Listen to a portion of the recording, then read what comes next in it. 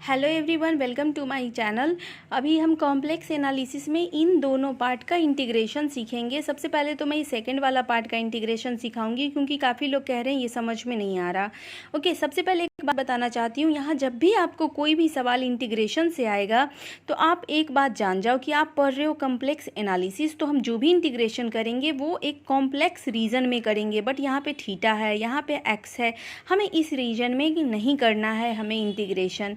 ये अंडरस्टूड है कि आप पढ़ रहे हो कॉम्प्लेक्स एनालिसिस। तो देखो ज़रा हम इसको कैसे करेंगे। हमारे पास क्वेश्चन है डी थीटा अपॉन 1 प्लस ए कॉस थीटा। तो एक चीज़ जान जाओ कि हमें ना इस थीटा रीजन से जाना है एक जेड रीजन पे, हमें इस थीटा रीजन से जाना है एक जेड रीजन पे। तो हम कैसे जाएं?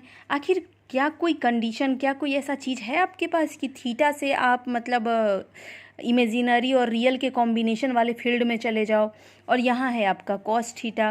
तो एक चीज़ मैं बताना चाहती हूँ कि जो आपका एक्सपोनेंट फंक्शन होता है ना, वही आपको ले जा सकता है एक कॉम्प्लेक्स रीजन में। याद करो कि हम पढ़ते थे पहले कि ई की पावर आयोटा थीटा आपका क्या होता है, cos theta plus iota sine theta.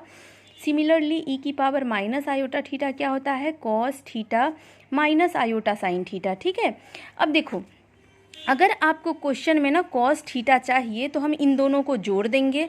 अगर आपको यहाँ पे साइन थीटा चाहिए होता लेट सपोज, तो हम इन दोनों को घटा देते। क्लियर है? तो हम सबसे पहले यहाँ पे क्या करेंगे कि एक अज्यूम करेंगे कि हमारे पास एक कॉम्प्लेक्स क्लोज्ड काउंटर है mod z is equals to 1। Clear? यानी आपके पास एक ऐसा मतलब क्लोज काउंटर है कि इसकी रेडियस कितनी हो जाएगी, 1। तो ये आपका जो मतलब 0 से 2 पाई था, सबसे पहले तो ये बदल के क्या हो जाएगा, c। क्लियर? अब हम क्लोज काउंटर पे इसको इंटीग्रेट करेंगे। हम अब लेके चल रहे हैं आपको एक कॉम्प्लेक्स फील्ड में। तो यहाँ पे चीज़ें कैसे बदलेगी उसको देखो ज़रा।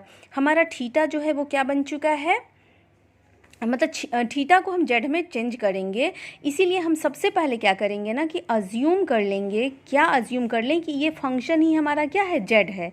यानी ई की पावर आयोटा थीटा आपको यहाँ पे जेड मान लेना है। बस इतना ही चीज़ है जो कि आपको ध्यान देना था, बाकी तो अपने आप ऑटोमेटिक हो जाएगा। हमें यहाँ पे किसको जेड मानना है, थीटा को जेड नहीं मानना है, हमें यहाँ पे ई की पावर आयोटा थीटा को जेड मानना है।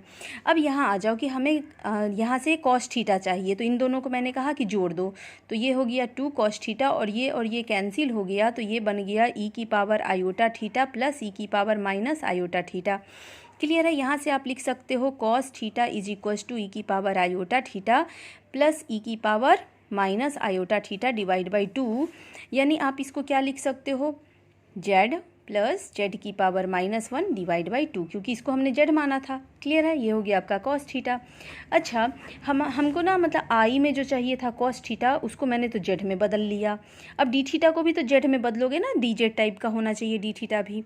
तो अब हम क्या करेंगे ना इसको कि आपके पास जो यहाँ पे जेड है जो अज्यूम किए हो आप, उसको आप डिफ्रेंशिएट कर लो। ई की power iota theta is equals to z. तो डिफ्रेंशिएट करने पे ये क्या हो जाएगा, ई की power iota theta into d theta that should be equals to z. यानी d theta is equals to z upon e की पावर आयोटा थीटा। और ई की पावर आयोटा थीटा ही तो आपका क्या है, ये तो डी जेड हो गया और ये डी जेड, और ई की पावर आयोटा थीटा ही तो आपका जेड था, तो डी जेड अपॉन जेड। अब हम क्या करेंगे, इसको मान लो 1, इसको मान लो 2, put 1 and 2 into I, integration आई में हम इसको पुट करेंगे यहाँ पे। तो आ जाओ अब इसको करते हैं। अब देखो हमारा रीजन तो ये तो हो गया आपका क्लोज काउंटर, और डी जेड की जगह हम क्या लिखेंगे, डी थीटा की जगह डी जेड अपॉन जेड। और जो आपका था नीचे क्या था, 1/1 प्लस कॉस थीटा, इसको हम लिखेंगे 1/1 प्लस ए, और कॉस थीटा के जगह Z plus Z inverse divide by 2। Clear है ये चीज़? अब हम क्या करेंगे, इसको थोड़ा सा और सिंप्लीफाई कर लो, डी जेड अपॉन जेड।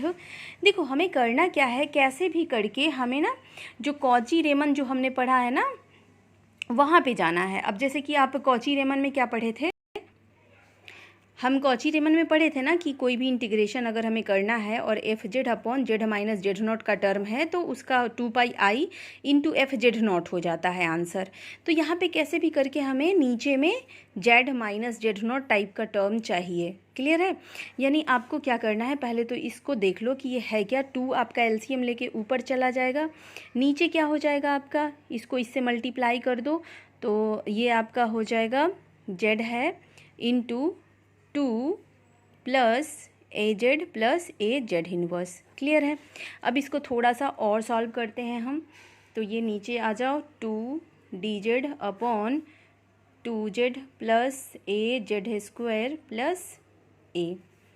ठीक है, इसको थोड़ा सा और सॉल्व करिए तो ये हो गया 2 डी जेड। थोड़ा सा ना इसको मतलब बस सीक्वेंस को ठीक कर दे रही हूँ ताकि क्वाड्रेटिक अच्छे से दिखे कि पहले है जेड स्क्वायर वाला टर्म, फिर है जेड वाला टर्म और फिर है कांस्टेंट टर्म। अब देखो ये है क्वाड्रेटिक इक्वेशन। हम क्या करेंगे, जेड माइनस जेड नॉट का टर्म चाहिए ना आपको, तो आपको यहाँ पे जेड नॉट एक पोल होता है, पोल पॉइंट होता है ना आपका। तो हम किसी भी चीज़ में अगर पोल पॉइंट निकालना होता है हमें, तो डिनोमिनेटर को हम क्या करते हैं, जीरो के इक्वल करते हैं। तो put denominator is equal to zero. अब डिनोमिनेटर को जब आप जीरो करोगे ना तो 2z plus a is equals to zero. अब यहाँ से जब z निकालेंगे तो देखो ये क्या होता है, minus b plus minus under root b square minus 4ac यानी a square divide by 2a। यानी z की वैल्यू क्या हो जाएगी आपकी, -2 प्लस माइनस, और यहाँ से 4 को कॉमन ले लो और बाहर कर लो तो बाहर आके वो 2 बन जाएगा। ठीक है, और अंडर रूट हो जाएगा 1 minus a square divide by 2a। अब इन 2 को सारे को उड़ा दो तो z क्या बचा आपका, -1 plus minus under root 1 minus a square divide by a। तो यहाँ से z की 2 वैल्यू आई। z की कौन सी वैल्यू आई, -1 plus under root 1 minus a square divide by a, और आया -1 under root 1 minus a square divide by a। अब देखो z की अगर 2 वैल्यू आ जाए ना तो हमें चेक करना होता है कि z की कौन सी वैल्यू है जो आपका इस क्लोज काउंटर के अंदर आएगा और कौन है जो इसके बाहर आएगा। जो इसके अंदर आएगा वही आपका जेड नॉट होगा और जो इसके बाहर आएगा ना वो आपका फंक्शन के साथ कंबाइन हो जाएगा। जैसे मैंने सिखाया था कि मान लो ये है F Z upon Z minus Z not और ये है Z minus Z one. Let suppose Z not इसके अंदर है और जेड वन इसके बाहर है, तो आपको सिंपली करना क्या है कि इसको नीचे रखना है और इन टोटल को ही आपको एफ जेड मान लेना है ना। जैसे कि ये जो यहाँ पे जो ऊपर में न्यूमरेटर में जो फंक्शन होगा उसके साथ जेड माइनस जेड वन और divide by Z minus Z not. अब ये इकट्ठा आपका एफ जेड कहलाएगा।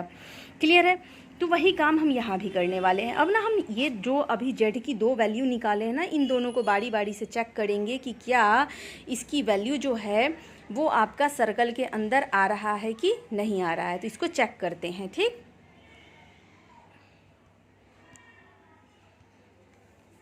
तो चलो चेक करते हैं। हमारे पास जो है, हमारे पास अभी जो हमने निकाला वो क्या क्या निकाला, -1 plus minus under root 1 minus a square और डिवाइड बाई क्या था, a divide by a। So एक बार हम चेक करते हैं -1 plus under root 1 minus a square by a, और एक बार चेक करते हैं इसको -1 minus under root 1 minus a square by a कि इसकी पॉसिबल वैल्यू क्या हो सकती है। अब देखो जरा, गिवन है कि a स्क्वायर जो है ना वो लेस देन 1 है। एक बात बताओ, a स्क्वायर अगर लेस देन 1 होगा तो कुछ भी लेस देन 1 मान लो, जैसे कि 0.5 मान लो, तो इसके अंदर जो वैल्यू है वो क्या होगा आपका, पॉजिटिव होगा। लेट सपोज ये 0.5 हो गया, और जब इसको बाहर निकालोगे ना, जब इसको बाहर निकालोगे इस रूट के, तो भी आपका कुछ ना कुछ पॉजिटिव आएगा। बट 1 से क्या होगा, वो कुछ ना कुछ आपका पॉजिटिव नंबर आएगा ना। ये यहाँ पे जैसे इसको बाहर निकालेंगे हम, तो ये लेट सपोज कि आ गया 0.225 इस तरीके से। और जो a है आपका, ये तो नीचे a भी बैठा हुआ है ना। तो यहाँ पे आप देखोगे कि जब हम इसको बाहर निकालेंगे और यहाँ पे जो कंडीशन है आपका, यहाँ पे लेट सपोज कि आप निकाल रहे हो 0.5, तो यहाँ पे क्या हो रहा है कि माइनस में 1 से आपका बड़ा हो रहा है। -1 पॉइंट समथिंग करके आपका यहाँ पे हो रहा है रिजल्ट। और नीचे अगर कुछ भी आपका मतलब है जिससे ए से डिवाइड हो रहा है, जैसे 0.5 कुछ आपका ऐसे डिवाइड कर रहे हो, तो ये जो टोटल वैल्यू है ना, ये आपका क्या होगा कि जैसे हमारे पास क्लोज काउंटर सी था, -1 था, 1 था, 1 था, 1 था, क्योंकि इसकी रेडियस 1 था जो हमने स्टार्टिंग में ही mod z = 1 माना था ना।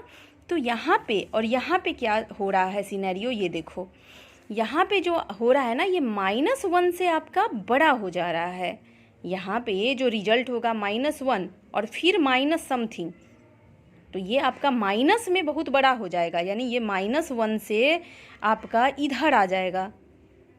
इसको अगर जैसे मान लेते हैं, क्या मान लूँ मैं, मान लो इसको z, जैसे इसको क्या मानूँ, Z1 मान लेते हैं, ठीक, और इसको Z0 मान लेते हैं। क्लियर है? तो अब यहाँ पे अगर मैं देखूँ ना, तो Z1 जो है, यहाँ पे जो Z1 का पोल पॉइंट है, Z1 is outside of C के कहाँ है, आउटसाइड है। और यहाँ पे जो होगा ना Z1, ये कहीं ना कहीं आपका C के अंदर ही आएगा। यहाँ पे जो Z0 है वो C के अंदर आएगा। So the pole which lies inside C is Z0। Clear है? तो अब हम क्या कहेंगे, वही चीज़ मैंने आपको सिखाया था कि हमें क्या करना है कि जो आपका मतलब जो यहाँ पे मैंने अभी सिखाया था ना कि जो टर्म आपका पोल के बाहर है उसको FZ के साथ कंबाइन कर लो। यानी अब हम इसको कैसे लिखने वाले हैं, तो देखो यहाँ था 2dz, इसके साथ ना वो वाला पोल को हम कंबाइन कर लेंगे और Z - Z0 वाला को यहाँ पे छोड़ देंगे। ठीक, सो हमारा जो फंक्शन है वो क्या हो जाएगा, 2dz, और 2 के साथ ही आप ऊपर लेके चले जाओ ये वाला, क्योंकि ये हमारा आउटसाइड में आ गया है। तो यहाँ पे इसको मैं ना Z1 ही लिख देती हूँ, लास्ट में इसको इवेलुएट कर लेंगे। यहाँ पे लिख लो Z - Z1 और डिवाइड बाई लिख लो Z - Z0, और ये है dz। ठीक, अब ये आपका हो गया FZ। Now comparing with FZ upon Z - Z0। ठीक है, तो FZ अपॉन Z - Z0 क्या हो गया, देखो ये जो जहाँ भी आपका पोल इनसाइड आता है दैट मीन्स कि आपका फंक्शन एनालिटिक है।